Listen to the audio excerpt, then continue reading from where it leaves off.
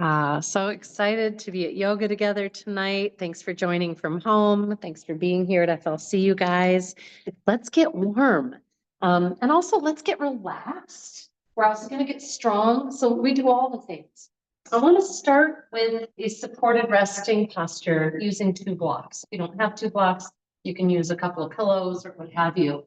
We're going to essentially be making a butterfly shape, laying down, bringing the soles of the feet together and tucking a block under each knee. Now, depending on how much support, what height you want, you can reorganize the blocks to a different height. What I really like is for you to feel like you can give in that weight of the legs to the blocks and not feel any pressure in the hip joints. So like I can take it lower, but then I actually feel pressure either in the hip joints or my sacral area. Yeah, so go ahead and play with that angle a couple of times and find that place that feels, well, I like to say we're seeking the right? So seeking the And once you've found that supported shape and you're feeling pretty good, we're going to come into a few sighing breaths. Inhaling slow, deep, and wide. Exhaling.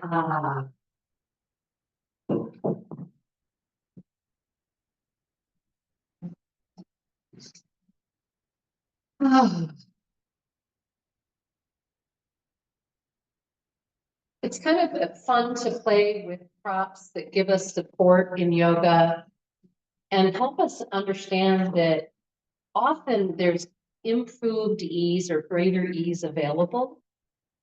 And what I find is that sometimes until I've actually found that state of ease, I don't even realize that I was in not ease or dis-ease. And of course, if at any point this supported posture with those blocks under the knees or thighs is uncomfortable, change it, adjust, straighten your legs, do what you need to do. Otherwise, we're going to maintain this shape as we come into breath and a variety of head and neck movements. So as you're ready, you'll close the mouth, lightly connecting the tip of the tongue at the roof of the mouth, soft jaw, soft base of the tongue, maybe even a soft smile. And we'll begin that ujjayi breath, that little throat contraction, letting the breath rise and settle.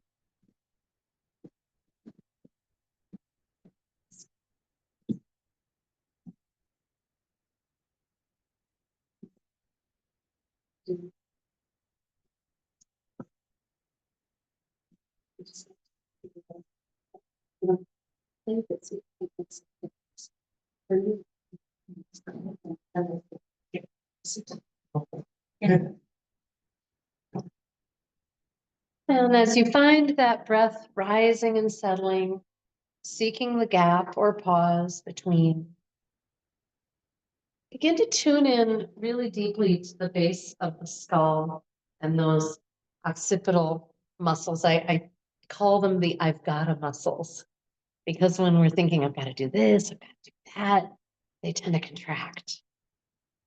So for these first few moments, trying to tune in and find out actually what is our state of tension, of engagement versus ease. And hopefully we can bring it down into a sweet, settled space. You might begin to roll the head side to communicate with those areas of tension.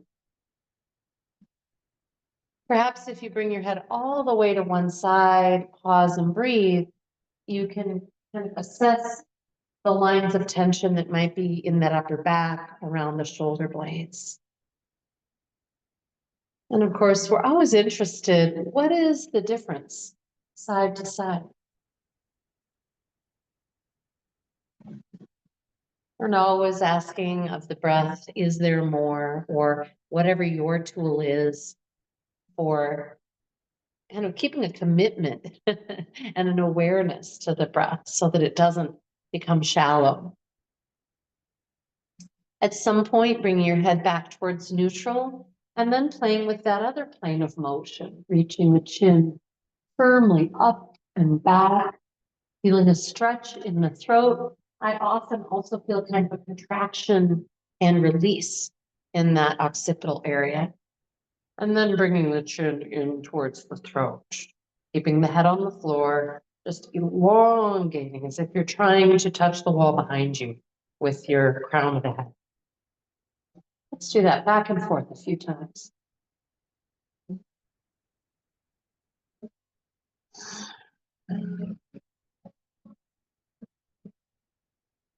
The next time your head is up and back, you might play with kind of wagging a little side to side, just a little right and left with the chin.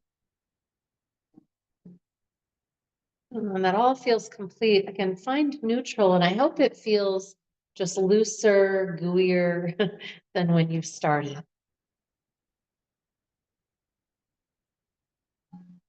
We're going to hang out here, tuning in for just a few more breaths in this relaxed state. Witnessing the active parts of the breath, inhale and exhale, and the gap or pause between.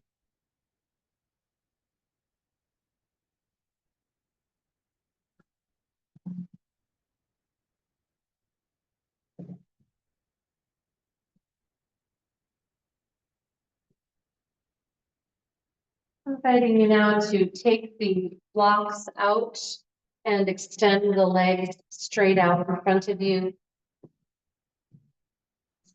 Inhaling, reach the arms overhead and begin to just organically explore the space around you and your own tensions, flexing and pointing and rolling through wrists and ankles. You might flex the palms and take those arms wide. Oh, maybe you're yawning. And then we'll clasp the right knee into the belly, release wind pose. Heels are flexed, shoulder heads anchoring. Again, protecting that state of ease in the neck. And we can take that knee side to side. Circling it. And if you're able to, reaching your hand for the foot. So left hand to the foot, right hand is still on the knee. And then you're kind of cradling the leg and taking it side to side. We sometimes call this good foot, like, oh, good foot, you're doing such a good job. Got it. I'm going to invite you to see if you can come into a little sit-up motion. If that just bothers your neck, leave it out. But please make it a very breath and core activated process. So big inhale, big exhale, belly to spine, spine to floor, and see if you can kind of bring your chest up towards that calf muscle. And if that feels good, we'll do another couple. I like rolling my head side to side in between. And sometimes when I'm in the sit-up, I'll even activate that side to side movement. Last one. And of course, remember, this is your practice. Your job is to end, right? I'm going to then bring my left arm out to the side as an anchoring. I'm going to bring my right arm down and use my right hand to support behind the right thigh. And as I bring my leg out to the side, I'll begin to play with extending. One of the areas of our body that kind of, for most of us, tends to not activate as much as we'd like it to is the quadricep. But I think that's, probably because we sit a lot, and a lot of people don't necessarily walk with a full and upright stride. So see if you can get that quad to activate and get the knee to click in straight. Yeah. And if you want a little extra stretch, you might walk your hand onto the calf closer to the ankle, reaching actively through the other foot. You're like a big starfish. And then bringing the foot in, see if you can lay it on your right thigh.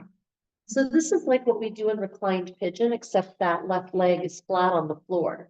If this hurts, you don't dig it, then do the reclined pigeon version with the left foot on the floor, knee bent like so. Either way, we're just wagging that right knee exploring that right hip.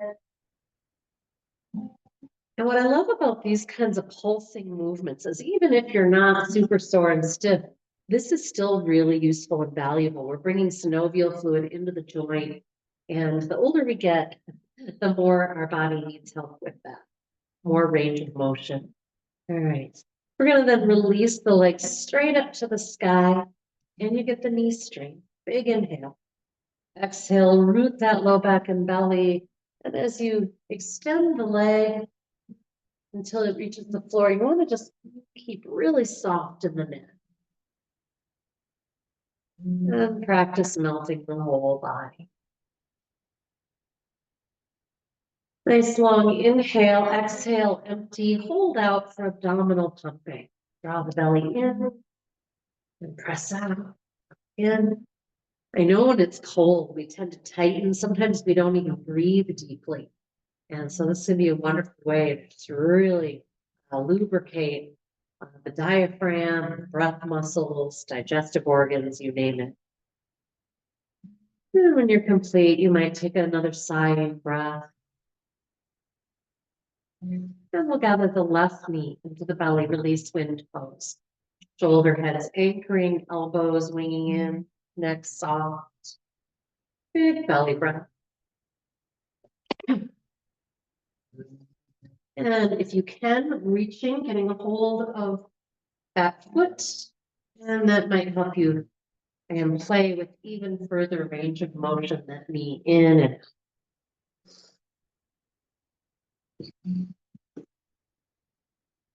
I like to take my head side to side and get some little bits of spinal twisting. And as you're ready, we'll plant the right hand for anchoring, left elbow for support, with that hand on the left leg as it plays with extending. Reaching through that heel. If you want more intensity again, just slide or walk the hand further up the leg towards the ankle. Notice if that right leg or floor leg is being lifted, mine was. We want to re-anchor. Yeah. And I'm going to have you bring that foot back into your hand and invite you to add sit-up motion here. Big inhale. Exhale and root. Rise. Yeah, if it feels yummy, go ahead and rock a little side to side here too. Always asking of that inhale, is there more? That's our fuel, our nourishment. And those deep inhales tell our whole nervous system what's true. And we want the message to be, I am whole, I am well, I am safe and warm.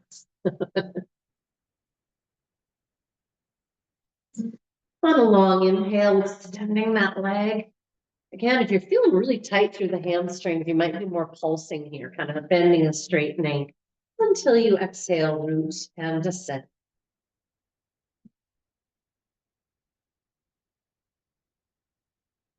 And melting completely. Inhaling slow, deep and wide as if it's all you'd ever do. Exhaling, empty, hold out, external breath block. And begin one more round of abdominal pumping.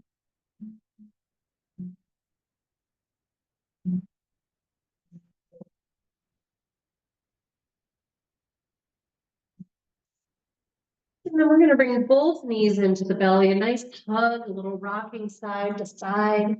I love some of the massage that I can create kind of up into that kidney region and so on. And then we're going to go side to side in some spinal twisting. We'll go back and forth a few times. Whichever side you want to go to first, take the knees nice and anchored. Maybe use your floor arm to anchor the legs.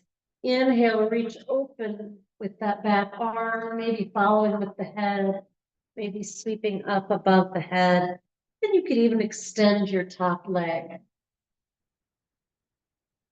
When you're ready, bring the knee back in and spinal twist to the other side. Knees go to the other side and we open that top arm and explore. Like I said, we'll go back and forth a couple of times. We'd love to notice again, is this side different? What do I need?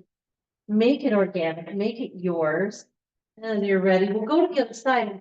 I like journeying to the other side with what we call open book, closed book. So I'm gonna let my top knee lead, and then eventually my lower knee follows and the book closes again. And exploring your twist in this side. Find your place of best, deepest stretch and take the biggest breath you've had all day. And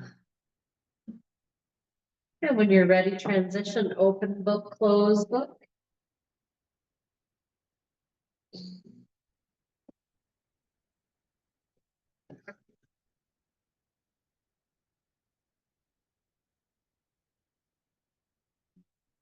And we'll come back to center for happy baby.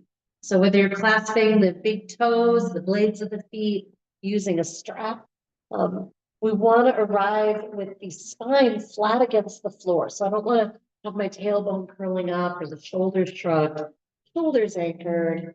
Yeah, drawing those knees down as close to the floor as you can. And that should create a wonderful edge as you expand your breath into your whole torso, down into the pelvic girdle.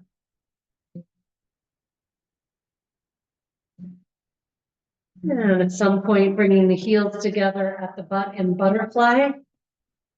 Again, another opportunity for kind of a pulsing of bringing one foot higher and then the other towards the belly button. And getting some nice WD-40 action in the knee and hip joints.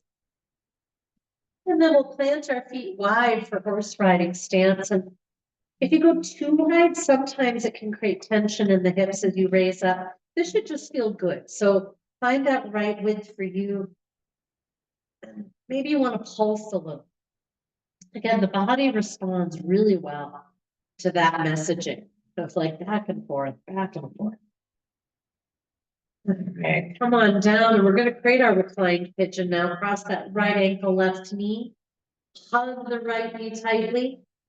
Send everything a little towards the center line. And maybe you prefer holding the foot as well. Up to you.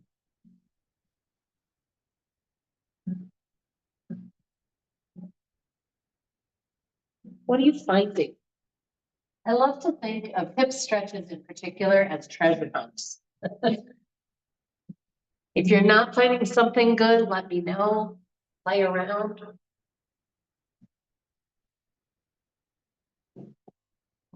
And of course, when you're ready, switch to find stretch on the other side, left ankle under right thigh.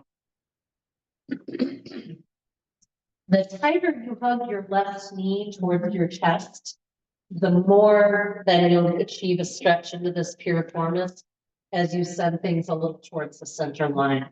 So it's that tight action there that can help you get not only actually into the piriformis, but I know for me, this helps me get to some of the IT band and hamstring connections as well. When that's complete, I'm going to invite you to release both legs wide into a straddle. And you can have your hands on the insides of the thighs for support, on the outside, whatever feels best in your neck and wrists. And again, you might choose to bend and straighten the legs. Just talking to those partnering muscle groups. We've been focusing on them a lot the last couple of weeks. Hamstring and quads.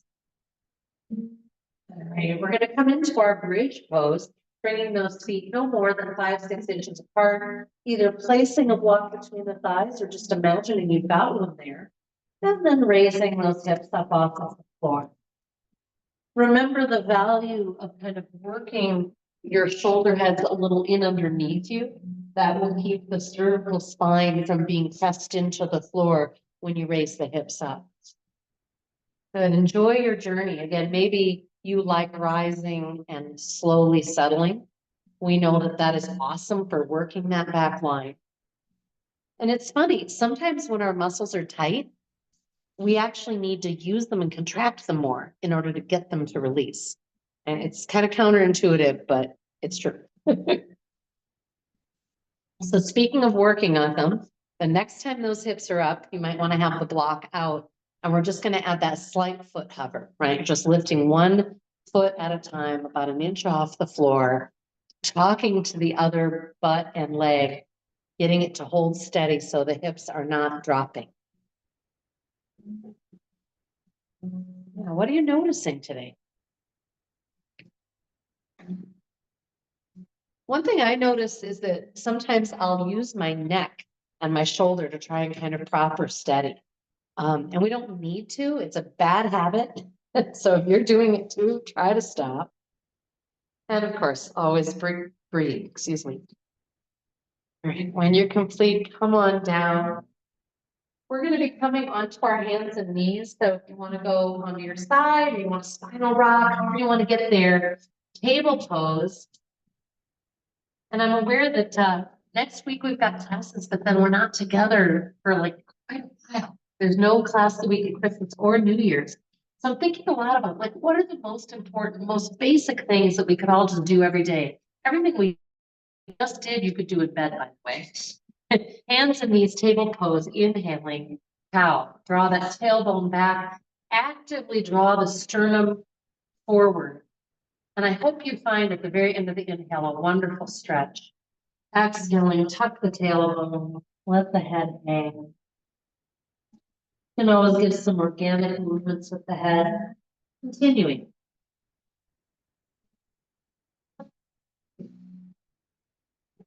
And if you're not getting a stretch at the very end of the inhale, either kind of through the diaphragm or up into the chest, it may be that you're not getting that last 10% of inhale.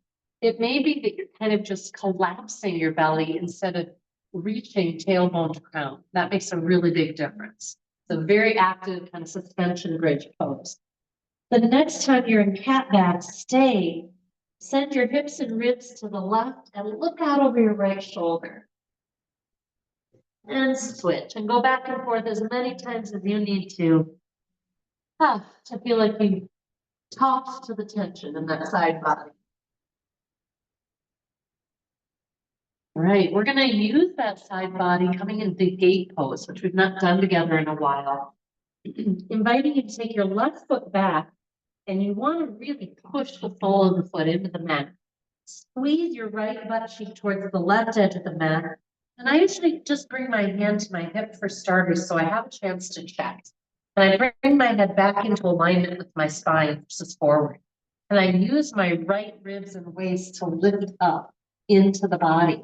And that should make it easier to balance and to maybe even release your floor hand if you want to. Yeah. Would it feel good to reach your top arm towards the wall in front of your mat? I love this. It's like lateral stretch in our warrior pose. And then coming slowly on down. Let's cow cat a couple of times and talking the front and back body. You can go slow, speed it up. And eventually, let's find our gate pose on the other side. Right foot steps back, anchors deeply into the floor. Left butt squeezes towards that right edge to open the body. Check in with that head with the lower waistline. And my hope is you feel so supported that once again, you can lift that lower hand or maybe even your back foot. That could be fun too. Woo! And luckily, falling backwards here, relatively undangerous unless you've left a sharp object behind you. It's funny though how deep our like desire to not fall is. You know, it's like, oh, scary. Go ahead and come on back to center. And we're going to come right into a shoulder stretch. So nice core support. We're going to bend the elbows and then walk forward with one hand as far as we can. And then settle the forehead towards the floor. If the floor feels too far, you could put a block there. Or you could retain a kind of suspended version, which can be great. If it doesn't hurt, you can get a marvelous stretch as you breathe and undulate here. One more big one. Good. Coming back up to your table and then exploring the other shoulder. Breathing, noticing. Is this side different?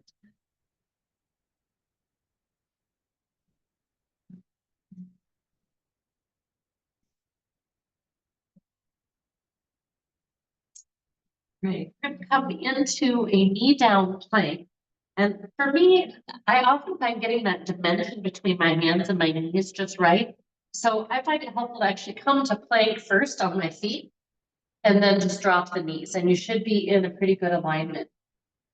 We're just going to do a little pulsing here, like we were thinking about chaturanga, but not doing it. So what I want you to check is that your body is not swagged. It's not hanging. It's supported. You should be able to lift one hand at a time. Hands right under the shoulders, and then pulsing that little elbow bend, and then lowering all the way down, settling on the belly. You could have your face turned to one side, or your arms in front to support the head. Might feel good to rock the hips a little bit. Rock, rock, rock. Or bend the knees in windshield wiper.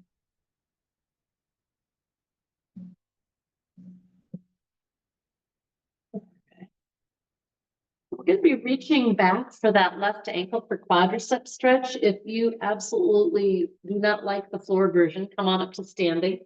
Otherwise, you can even go onto your side body if you prefer it. But I'm going to use one forearm to support me in lifting my chest to make the reach back for that ankle that much more easeful. And then I'm going to settle my forehead on the forearm, squeeze the glutes down to get that deep stretch through the front body, and breathe.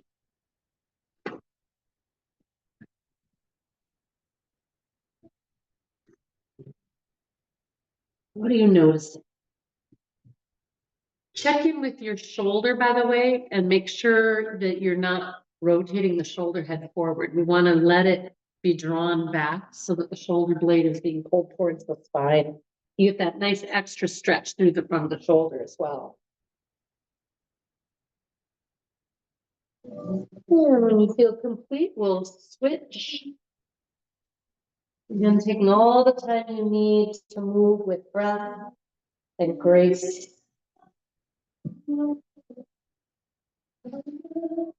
Is this side different?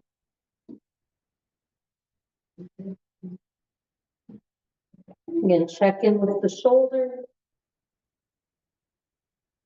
Deep abiding breath. An invitation when we come out to create our forearm plank, either knees down, or it might feel really amazing if you're able to do it on your feet, because we can get now those same quadriceps that we were stretching to ignite and support us in the pose. Thigh bones pressing towards the sky, squeezing the thighs towards each other if you've got a block there. Soft neck, soft tongue, easeful breath. And when you feel complete, come on out. You might take a full breath or two, just relaxing. If you use a nice big belly breath, you should be able to bring a good stretch into the low back.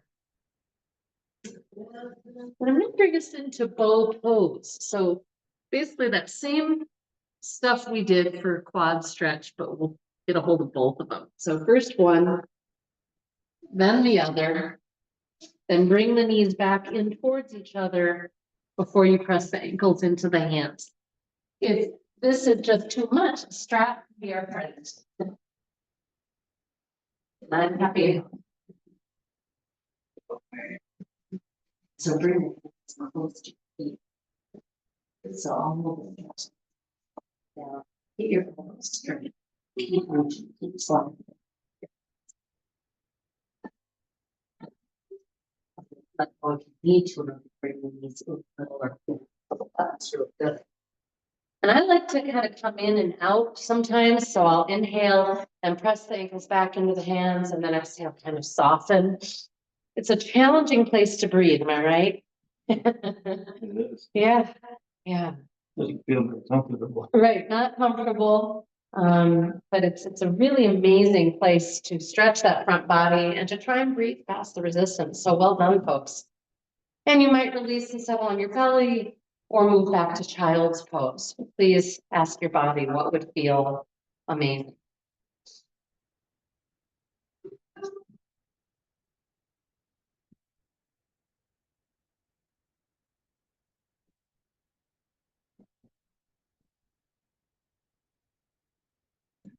I think it's really fun after you've been doing your practice for a little while to just ask, how do I feel different than when I arrived tonight? I hope you're feeling more present, more connected and fluid in your body. Maybe you had some mental stresses from the day and hoping that some of that has just moved on. The truth is, we're going to always have stuff that happens, but that doesn't mean it has to take up residence in our body. But we have to become just more and more skilled at moving it through. All right. We're going to come into one of my favorite stress relieving poses, which is downward facing dog. And I love it. I think partly because it's an inversion and I feel like I can just dump everything out the top of my head. I think it also feels so great because we're pushing with our arms. And that just is such an amazing, like, right? Stress reliever. And of course, you're using your core and your breath. So please find a version that feels good in your shoulders, shoulder heads rotating open away from the ears. Knees bent now, and if you want forever, you don't ever have to straighten the knees in order to have a good downward facing dog.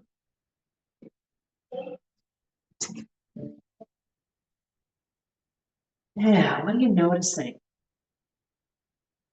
Big inhales. It can be strange to inhale deeply in an inversion, right? Everything's working in a different way with gravity. The organs are kind of pressing down towards your diaphragm. See if you can maintain a sense of peacefulness while slowly raising the right leg. If that's too much in this pose, it creates neck or shoulder strain, then you could do it in table pose or just skip it entirely. We're going to do a little pulse thing here. We're going to take that right leg flying, and then I'm going to ask you to exhale, come forward like you're coming into a plank, and bring your right knee near your right kind of elbow or forearm. And we're going to do that just a couple more times. As you inhale and open to downward dog again, maybe you want to open that right knee. Keep pressing up and back. Exhaling, come into your plank with the knee connecting towards that elbow or forearm. One more time. I hope this movement really comes from your gut, from that deep center. Beautiful. Invitation to hold, rest, or flow. So flow might be full dog series, it might be cow cat. Inhaling to your plank, knees or feet. If you're doing chaturanga, knee down gives you definitely a safer, more controlled version. Inhaling cobra or upward dog. Exhaling, child's pose or downward facing dog. 3 settling breaths.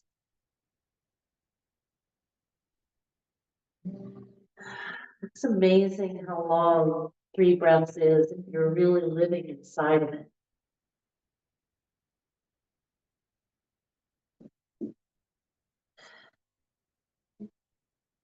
As you're ready, we'll connect in downward facing dog again. Nice core support. Again, as you raise your left leg, try to notice if you're compensating. We would like to stay essentially everything else looking exactly as it did. But exhaling and coming into your plank or towards it, bringing your left knee towards that elbow. Inhaling and opening again. Maybe you're creating a little hip opener, raising that left knee straight up and back.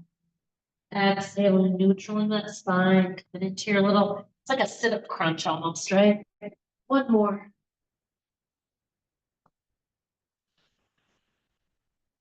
And returning to your downward facing dog again, your choice to hold, rest, or float. Maybe you're loving the intensity of downward dog. It's a great heat builder, a great place again to find both power and peace. And then we're going to eventually all end up on our bellies. So take all the time you like. Maybe you're in child's pose for a few resting breaths.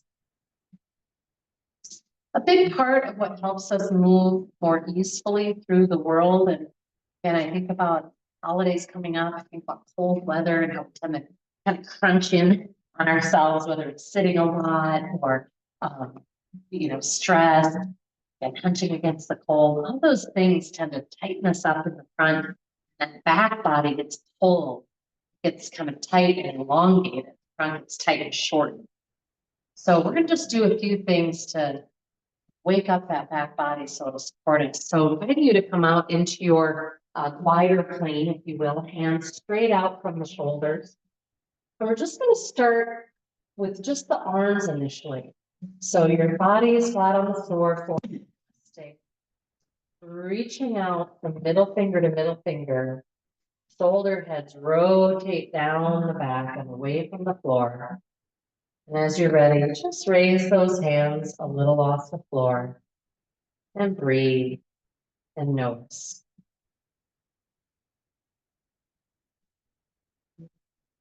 What I start to notice pretty early on in my process is I've got some kind of nerve stretching happening in the underarm. Anybody else besides me get that? Yeah, okay.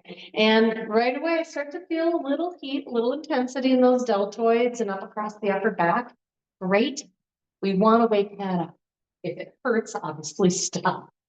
All right, so let's take one more inhale there and exhale, soften. We'll be returning, and then we're going to invite higher flight. Yeah. So when you feel ready, you'll come back in. This time extending the spine so that the torso, the head for sure, and maybe the chest is lifting off the floor, arms reaching wider and higher. Make sure you're anchoring through the pelvis, hip bones, and pubic bone. Inhale, extending. Exhale, soften. Let's do a couple more. And on the softening, I mean, you might be completely letting go and then igniting again, up to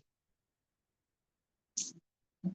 Last time opportunity to maybe stay in flight and see if it would feel good to slowly bring your arms forward in your Superman. You got it. Noticing what that's like. And some people love also raising the legs here. If it doesn't hurt your back, go for it. Big inhale. Exhale, release, relax. Maybe under the belly, maybe child's pose. Just notice what's needed.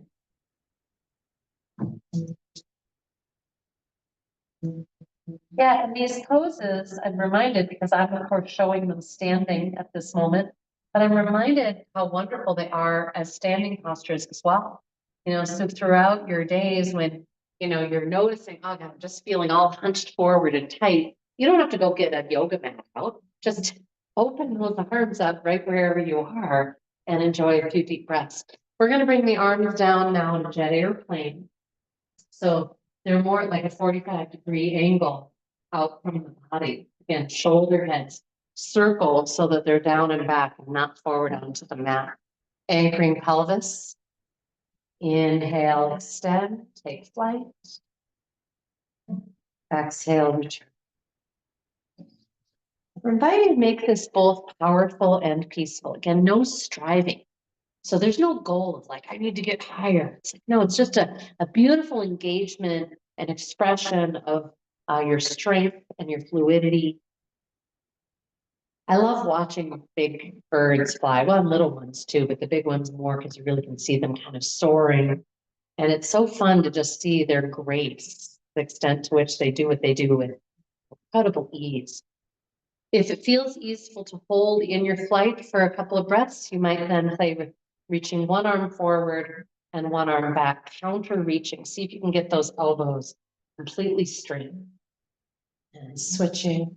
And I find if I hold in the reach, I can usually find an extra inch or two between my middle fingers. Yeah, it's kind of fun to discover where do you find that extra space. When you feel complete, relax, release.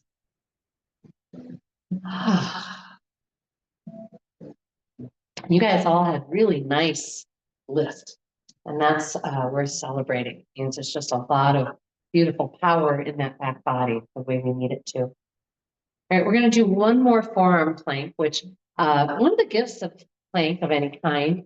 I do forearm plank more often because it doesn't stress the wrists, and that's nice for us. But one of the things I love about it is it's a practice of learning how to engage both the front and the back body in like even communication. So again, we don't want to be hyper tucked, which is just shortening the front body. We don't want to be swagged, right? We want to find neutral.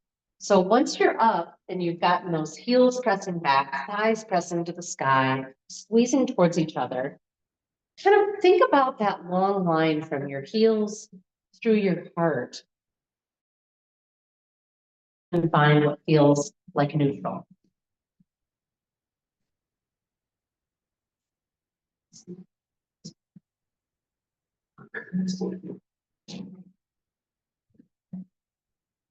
Breathing, of course, and staying here to your edge. There's some intensity, but no striving. And then you notice that exact moment when you're kind of starting to clench your jaw or hold your breath or something. Either settle on your belly or move back to child's pose.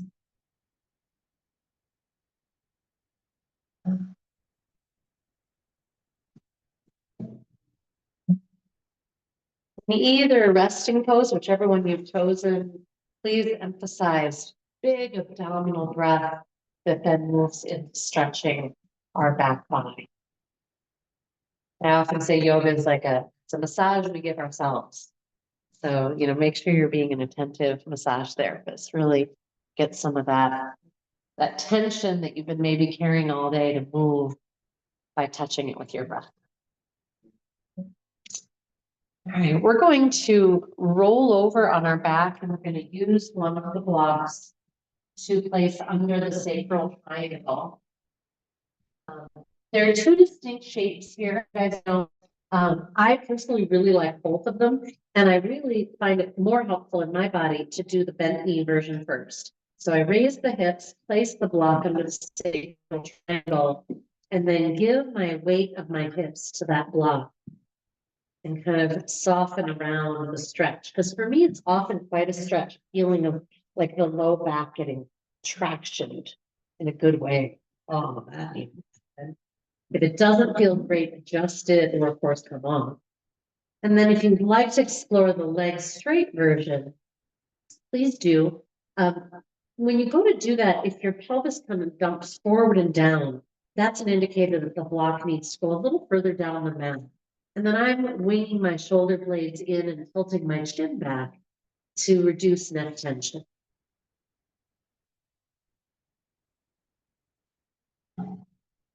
Tuning in to a deep and vibrant breath, noticing where fabric is moving against your skin. The term yoga means to yoke together.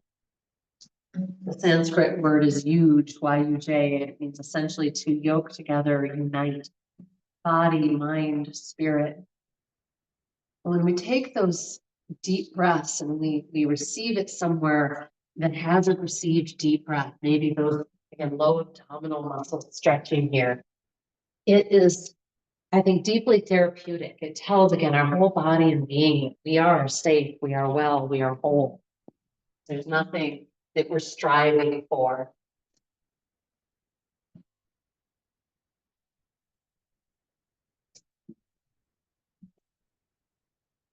Turning the heat back on.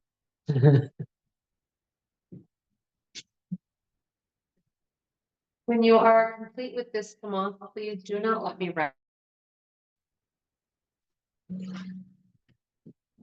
And then notice what's needed. It may feel good to bring knees to belly or happy baby again.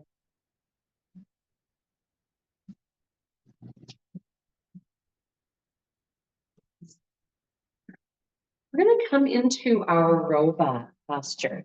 I really want to, we hopefully just stretched a little through this low belly, and I really want to ignite those low abdominal muscles. They are key for supporting the low back here. And I want to make sure that we're giving that area all the support it can get. Great for shoveling preparation and other things, right?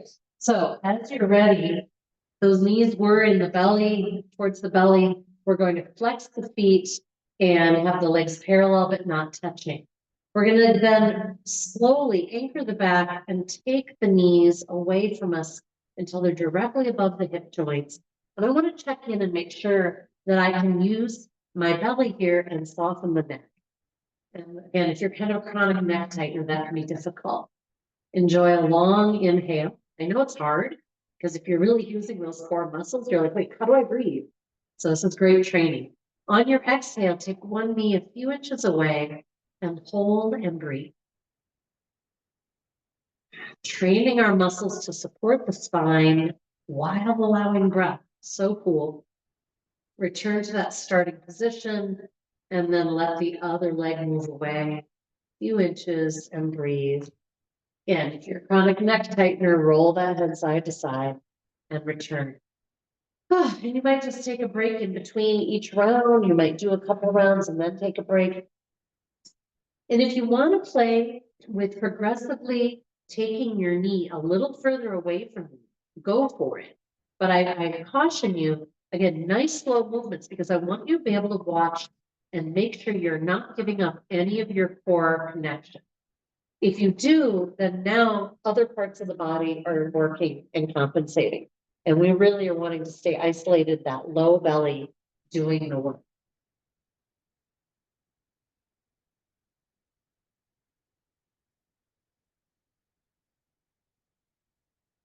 And I can feel the strengthening wonderfully up also into my ribs and those muscles. That's great. It's not like you don't want to use other muscles. I just want to make sure we are using those low belly ones. You guys feeling it? Sweet. Whew. Yeah, and I was telling yogis yesterday at our classes, I was like, one of the best things we can do in winter when we're worried about the cold is do some of these kinds of heat building exercises. Because all of a sudden it just doesn't feel as cold anymore. You've got your own flame stoked. Feels great. When you feel complete with this, and you might bring knees to belly, you might need to come into a counter stretch. And one of my favorites from that is bridge pose. Because again, opposite shapes, right? So now bridge pose, we're letting the whole front of the hips stretch open.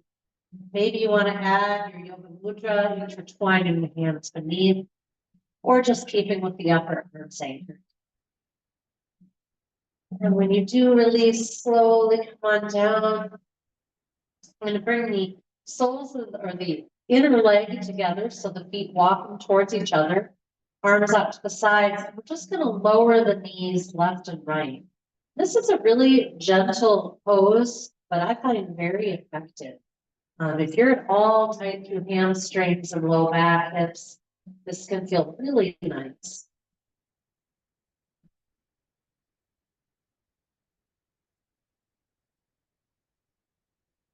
And now we're going to bring the soles of the feet together, having my arms kind of in a jet airplane sort of width from the body. Again, working my shoulder blades under so there's no cervical spine pressure. Because after just a couple breaths of relaxing, we're going to raise the hips on up just an inch or two. And we're going to be here for about a minute. Obviously, if you start feeling like you're getting a hamstring cramp or anything, come down. Otherwise, we're trying to isolate those deep, low butt and growing inner thigh muscles. These are our rooting muscles. They're definitely our snow shoveling muscles, our balancing muscles.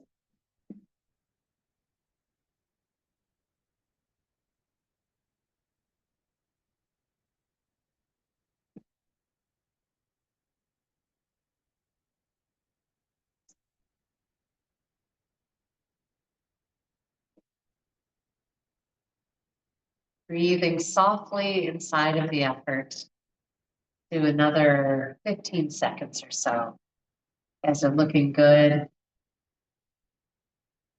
think that's one of the great skills we cultivate as yogis, being able to be in engagement and intensity with a sense of peace and equanimity. Settling the hips, keep the feet as they are, and take a moment to let the knees one more time settle towards the floor, just noticing what's there. And we're going to be here for a little bit with some pranayama practice. So if you are loving this pose, and maybe you even liked the version with the blocks out under the knees, feel free to bring those back in underneath. If you're feeling any hip pressure or low back pressure, tuck those blocks in again. And again, you can pick any one of the three heights if you are needing more or less. We're going to come into our relaxation breath. And this gets taught a variety of ways, 4-6-8 breath, 4-7-8 breath, etc. And primarily the main thing is that our exhale is double the in 4 for the inhale, 8 for the exhale. And then that middle number we're holding in internal breath work. So up to you how you want to manipulate it as you go.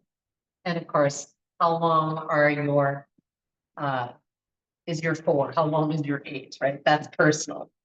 As you're ready, inhaling, slow, deep and wide, holding in. And on the exhale, giving it about double the time it took to inhale.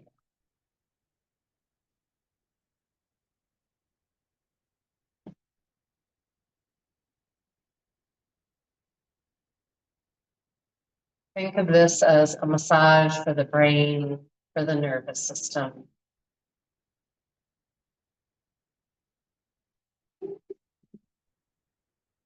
And throughout it, we'd love to scan for any unnecessary tension. So making sure that, again, the tongue, jaw, neck, that occipital ridge are all just thoroughly relaxed.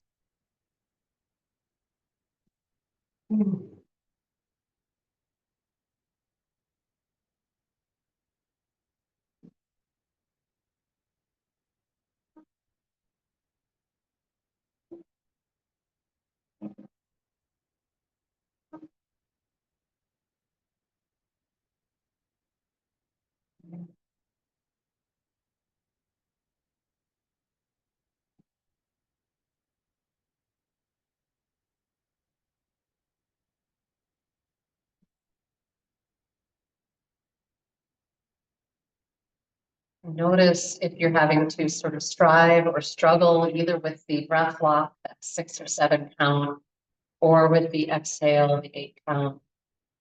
And if so, you may need to kind of make an amendment there. We don't want it to be a struggle, so it's more of a goal.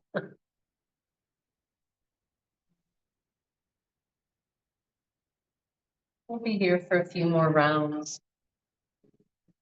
giving some good dosing of breath work this week.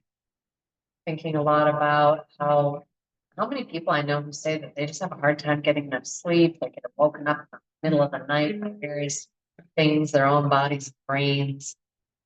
Mine's been flying squirrels in the ceiling. And our breath work can actually replace some of the benefits that sleep give us. So if we can't get as much sleep as we want, let's augment it with intentional pranayama practice. Do a couple more minutes of the 4-7-8 breath.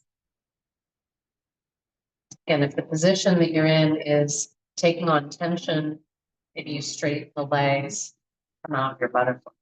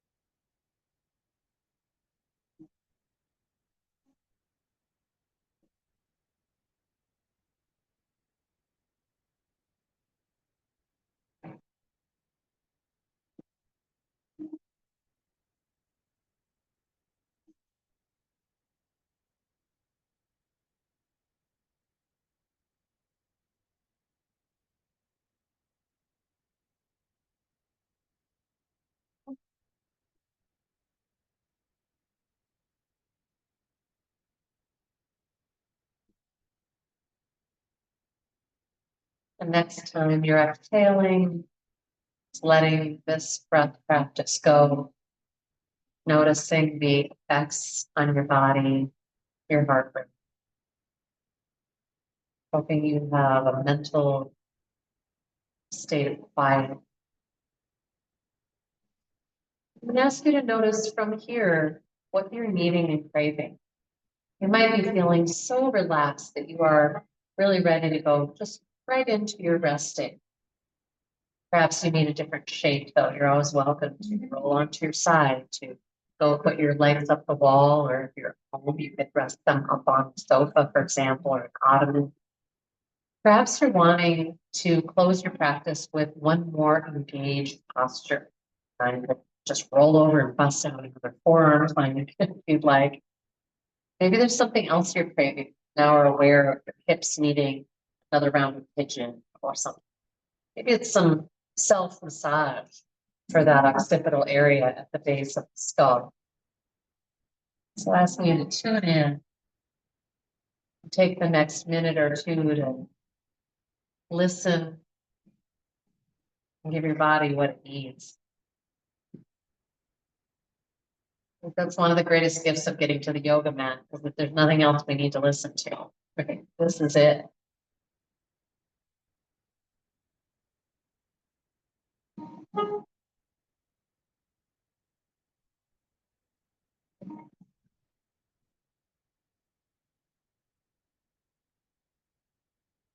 If you have been really feeling nourished by the pranayama, the breath practice, perhaps you want to continue that throughout your resting time. You could also opt for a different breath practice. I know some people find that the relaxation breath can actually be a little bit awakening, if you will, because of it just taking so much focus, the counts and all of that.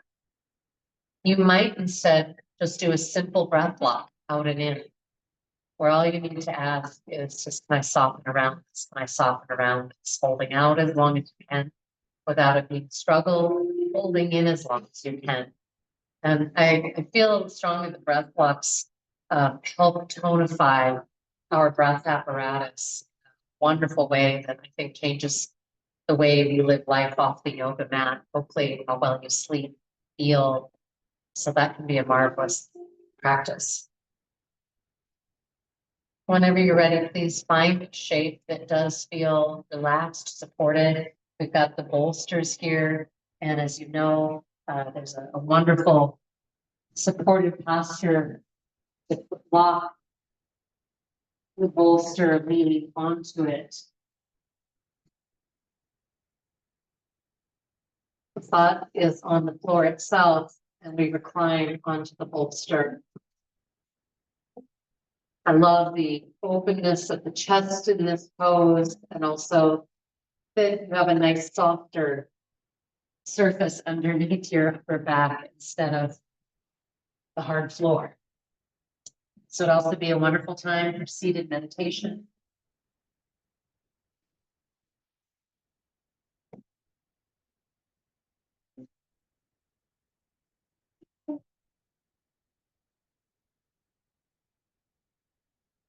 Inviting you to scan your body and see if it needs anything else to deeply receive this healing time. This is the time when your body will integrate everything that you've just done. Once you're ready, one more time, turn that vision in towards your third eye. Witness the breath gently rising and settling. Soft baby's breath sleeping. And give your body deeply to gravity. Anchoring down and down and down.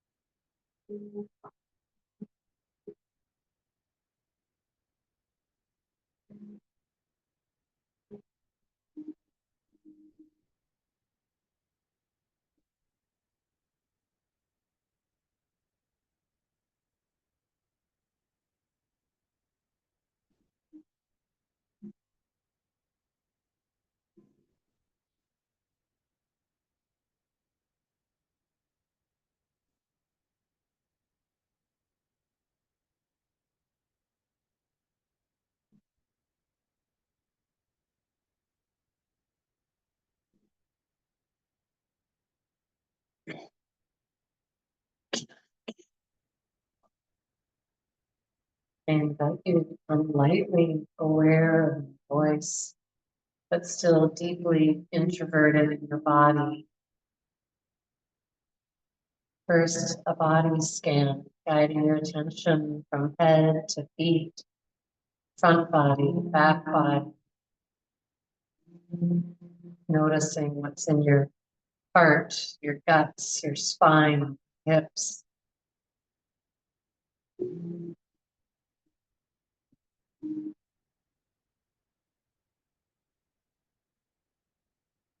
There are a lot of different ways to do a body scan. One is, of course, to just notice any squeaky wheel, the areas that you know to be a challenge. But I find another wonderful way is to sort of have a constant thank you coming from yourself, your witness to the body for all of the places that are functioning beautifully, smoothly, etc. And so at the end of it all, we become aware that actually, even if we are stiff or we have pain or we're healing from something, that the majority of us, thousands of parts, systems are working so seamlessly, so smoothly, so much wholeness. You might choose to close your practice with a brisk rub of the palms, creating your own healing heat, and then turning that in towards the body part, belly, face, or even off the surface of the body in the energy field. It's a beautiful time and place to set your intention around, again, healing anything that is out of balance, and also expressing your gratitude for your general well-being.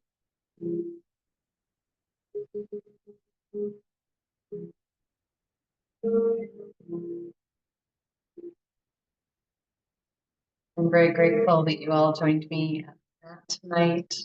I hope you had a great practice. I hope it supports you in who you are and what you do in the coming days. I hope I get to see you next week at the mat before we move into the house. Om Shanti Shanti. Om Peace Peace. Namaste.